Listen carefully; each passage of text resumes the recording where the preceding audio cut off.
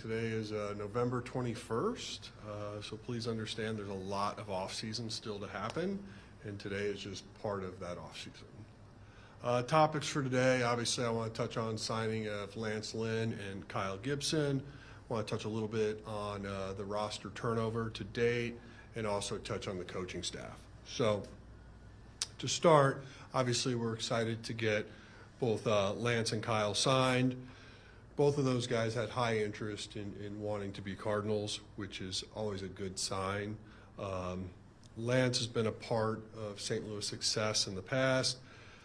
Lance has the ability to eat innings. Lance has the skills to miss bats.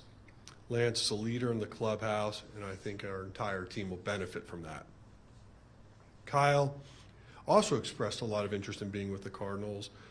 Kyle also has shown he has the ability to eat innings. Kyle's excited to join the Cardinals, and Kyle will be a great mentor and leader in our clubhouse. So both Lance and Kyle, they're positive additions to our rotation. Both will be great for our culture. Both are thrilled to be here in St. Louis, and both want to build on their past success. So now touching on the roster turnover real quick. We removed 15 players from our 40-man roster. We added 2 free agents today. We added 3 from our system prior to the reserve list.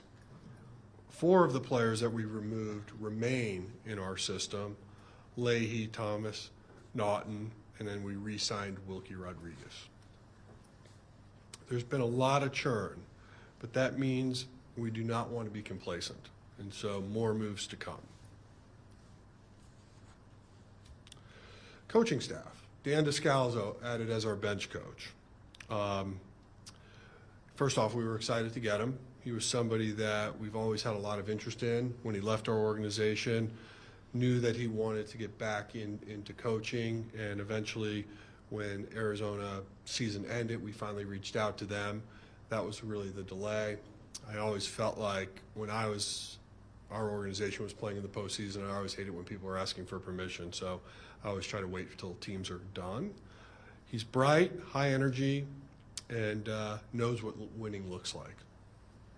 He will be respected by both players and staff, and we look forward to him joining the Cardinals. Joe McEwing, obviously he will transition to help in a variety of roles throughout our organization. His main responsibilities, though, will be to focus on player and staff development throughout our system.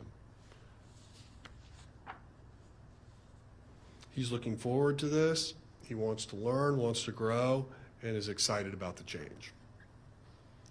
Additional staffing could still happen. We're still working through things. I don't want to get into specifics today, but we do look to add support to our Major League staff as the offseason unfolds. I'd be remiss if I didn't touch on Yadier Molina. I get asked about it all the time. He and I have spoken. Really the question is, he knows he's always going to be welcome back, but it's just trying to work through what a role might look like and what the time commitment might look like. So more to come there. And finally, this is not the finish line. This is a day in time. There's still a lot of work to be done, and thank you. So now we take questions. Unless there's none, and I'll get out of here. So as you add these 2, and I don't know if you put specific numbers on pitchers at this point, but do you believe you are still lacking a 1, a 2, and a 3? Look, I think on any given day, that's your 1. I think that's the thing you have to realize about baseball. You play every day. So to go out and just sign 1 elite pitcher and then do nothing else, that's not going to solve our problems. Our problems were getting deeper into games, and both these 2 gentlemen pitched a lot of innings last year. One did it on a very competitive team, one got traded to a very competitive club, and they both bring not only experience, but the ability to do that, and that's important. As I said, this is not the finish line. This is just a day.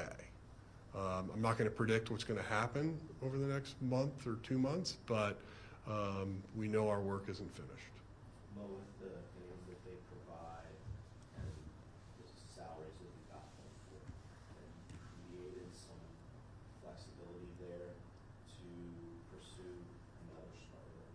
hope so.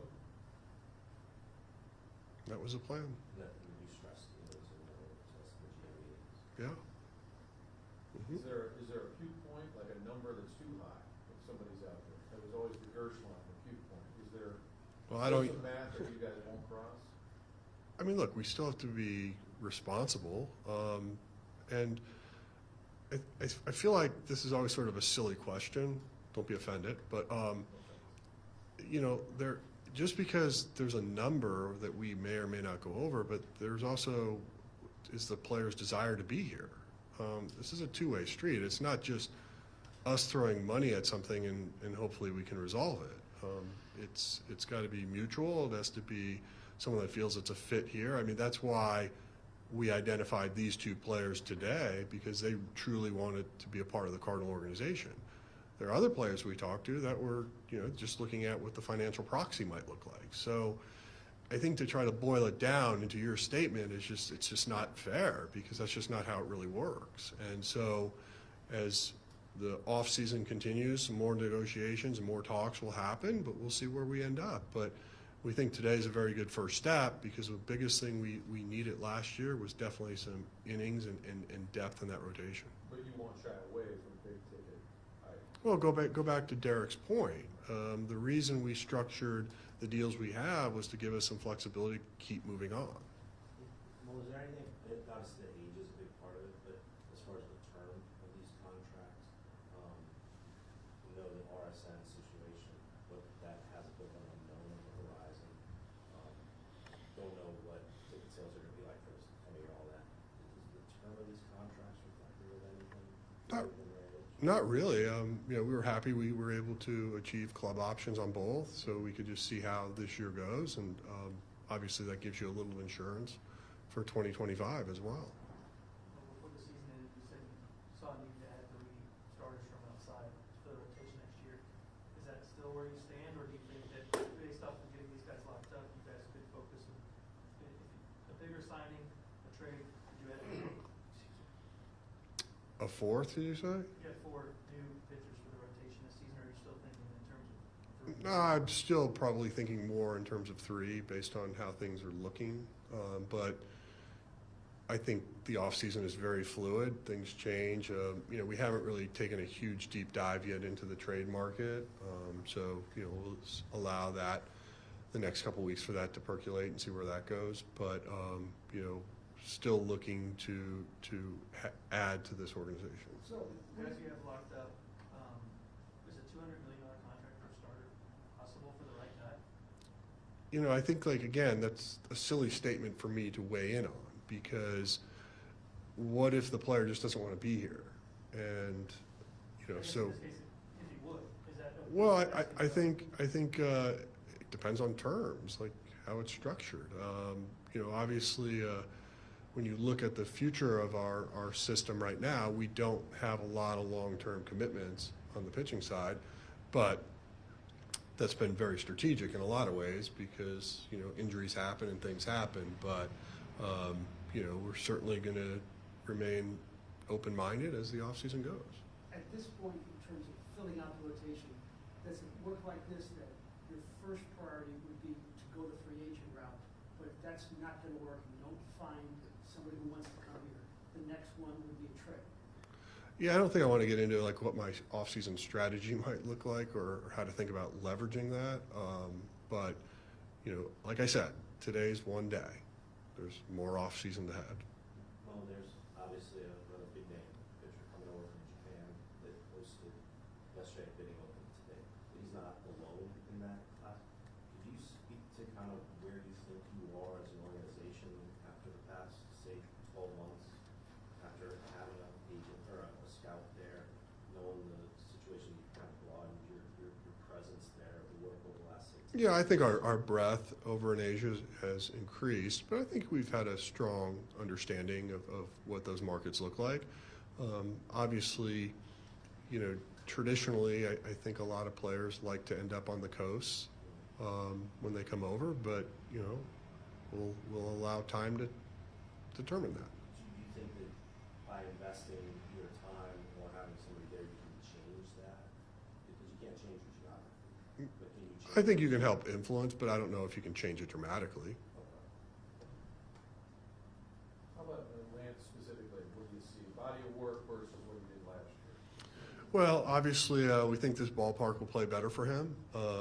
You know, he did give up a lot of home runs, so very well aware of that. I think the other thing is he wants to show that he can be better than that. I think Lance with a chip is a good Lance, and I think he's got a little chip on his shoulder. And how about Kyle specifically? What do you like? Just like his consistency, and you know, I think when you look at both these guys, they understand what it's like to pitch at this level. They know what the expectations are, and you know, there's a phrase we sometimes refer to as going pole to pole, and you know, these guys understand that, and that's what this organization desperately needs. And are these two moves collectively kind of looking at where guys have been injured, you need some people you can just count on? Is that part of this? Well, you need guys you can count on, but you need guys with experience. You need guys that can help younger guys understand what this is all about. So I look at these guys as, yes, they got to take the ball. Yes, they got to pitch deep in the games, but yes, they're also going to help some of our younger players. So I think they check a lot of boxes for us. And look, these guys weren't going to be here tomorrow. So, you know, if we waited too long, then I just don't think we would have gotten the types of players we were looking for. For the narrative purposes, maybe always best to get your biggest addition first and then other ones in that order. This doesn't necessarily have to be the case, and off-season play out differently.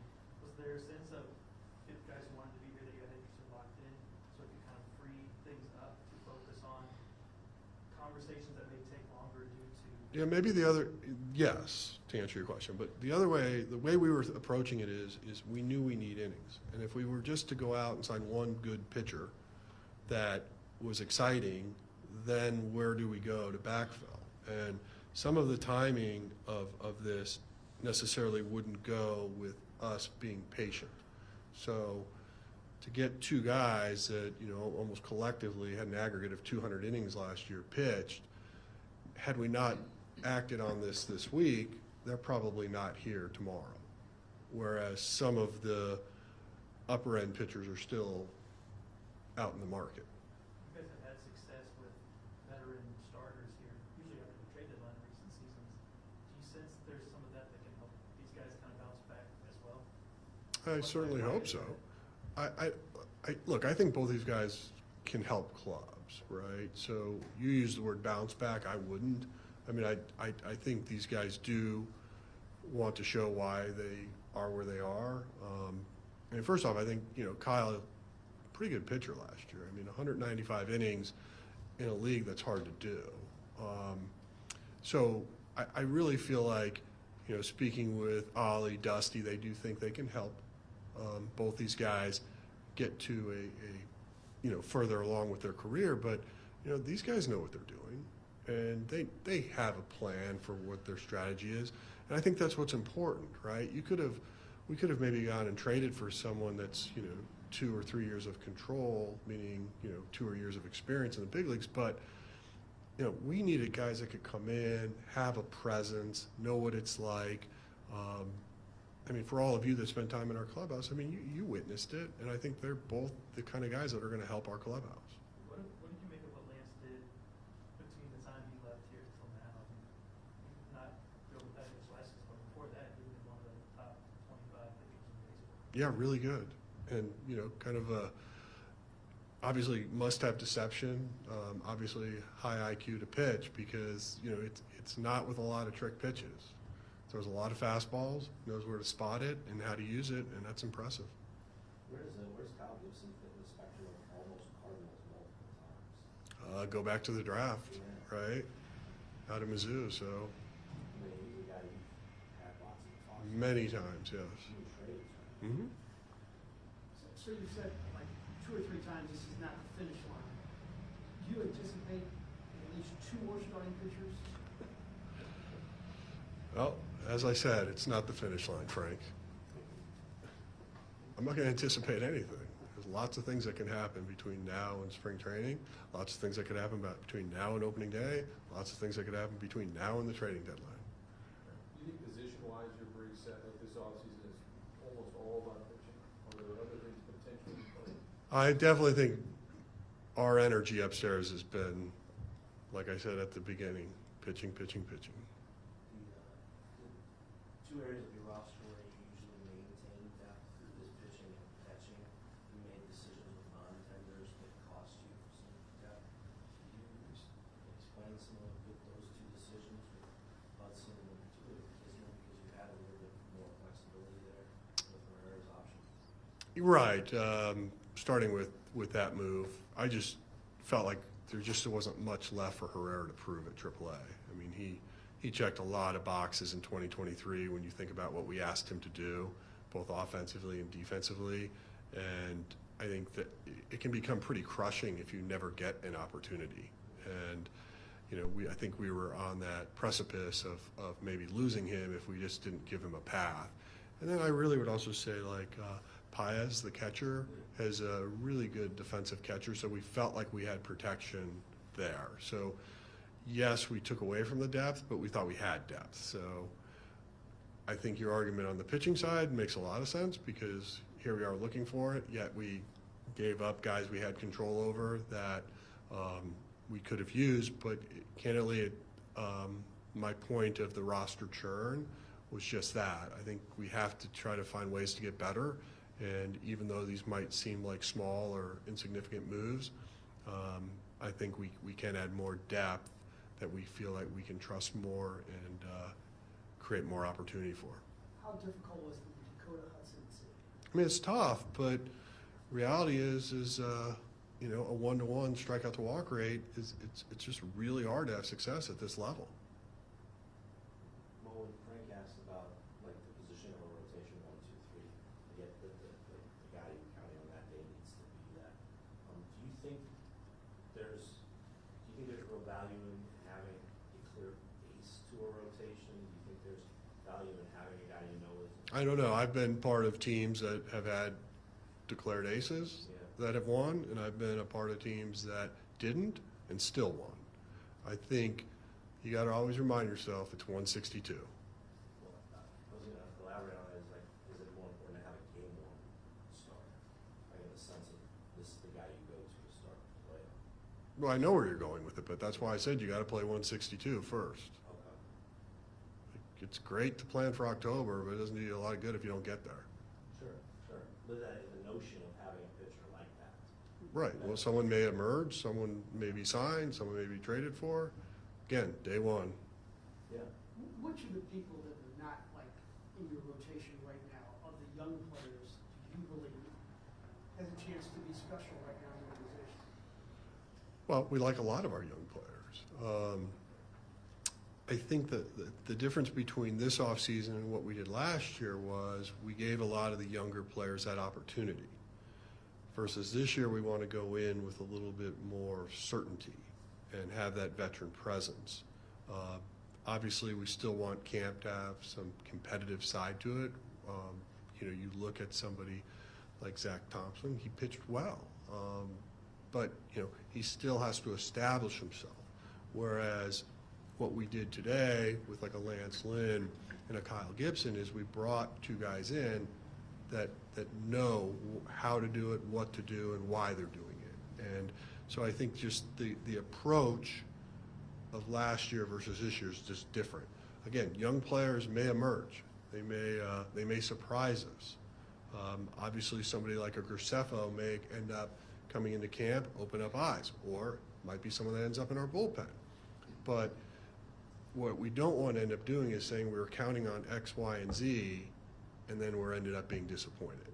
And so we're trying to get a little bit more sure-handed, a little bit more bird in hand, so we know that when we go out and play each day, we have a chance with that starter. Along those lines, you've given certainly the innings with these two guys. We talked about the company you have in your day line. What level of certainty do you have on the back end? Do you see that as moving pieces? Do you see that as a place? I do like the back end. Obviously, we had injuries last year, which makes that a challenge. I think we had a couple guys adapting to the pitch clock too, so I think they'll be better situated as we look at 2024.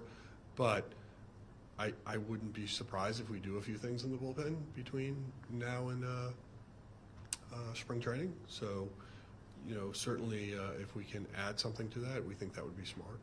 What do you have there is a good place to build from as opposed to needs to fill. Well, I think there's some holes. So I mean, obviously, I think we can backfill with some of our internal guys, but again, it's just trying to think about how strong do you really want to be when you enter. So, plenty of time. We're going to keep working on it. Well, at this point, is it fair to say Molina would be a candidate for a day-to-day, in uniform, 162 type job? I don't think I want to characterize that right now. I think we're still talking, and we'll see where that goes. And how much the coaching staff, potential changes, current changes, is to kind of give Ollie an assist? There's a lot of names that were there next to him in 2022 that weren't there last year. I mean, how much of it is to kind of give him some strong voices as well? Well, I think it's really what he desires in terms of like what does he feel he needs for that type of support. And there's some things that aren't all that exciting to talk about where the staff felt like they needed some help. So those are things we're also trying to address, and we're either going to do it from internal promotions or maybe open a few jobs up for external look. Well, when you talked about guys coming over from Asia, what's your view of pitcher who's very successful there, their ability to come over and replicate that success in the major league? Is it to the point now where you can look at success there and say there's a pretty good chance that transfers over?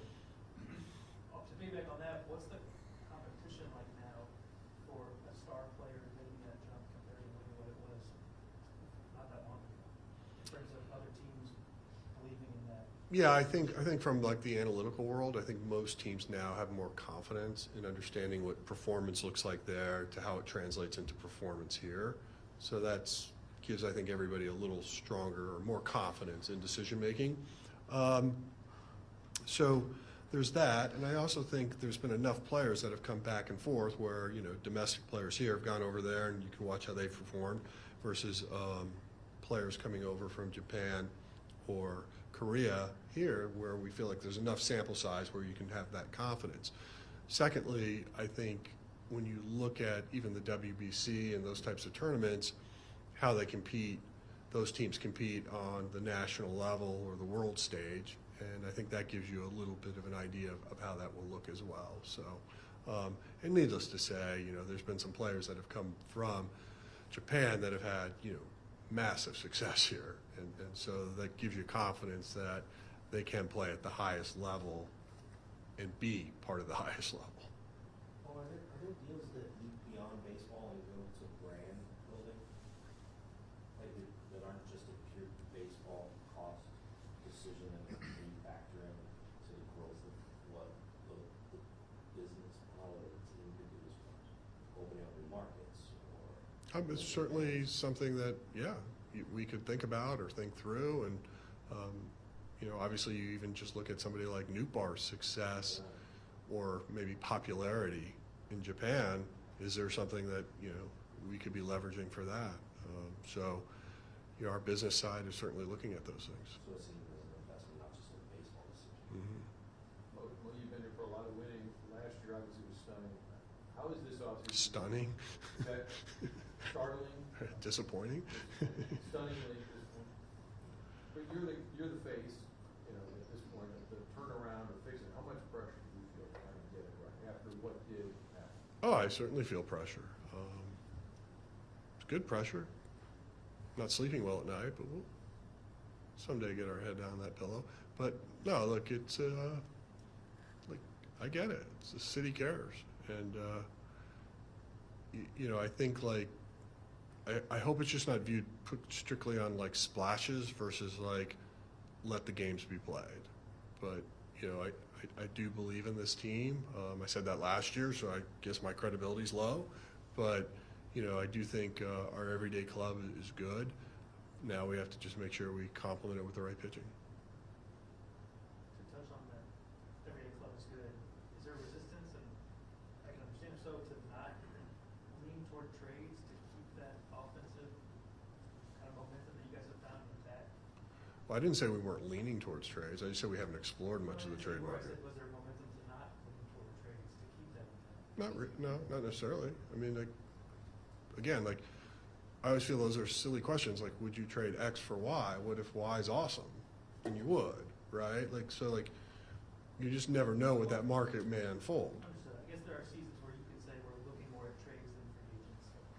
Okay? And vice versa. And I didn't know if one of the reasons you guys would look more toward free agency is because you feel like you've got some offensive traction you would want to tap into. Well, I just don't feel like we could go into this offseason saying we're going to trade for pitching at the volume of pitching we need. Could we still trade for a pitcher? Of course. But could we trade for 4 or 3 or 5? Probably not. All right, guys. You guys have a happy Thanksgiving. Thanks for coming.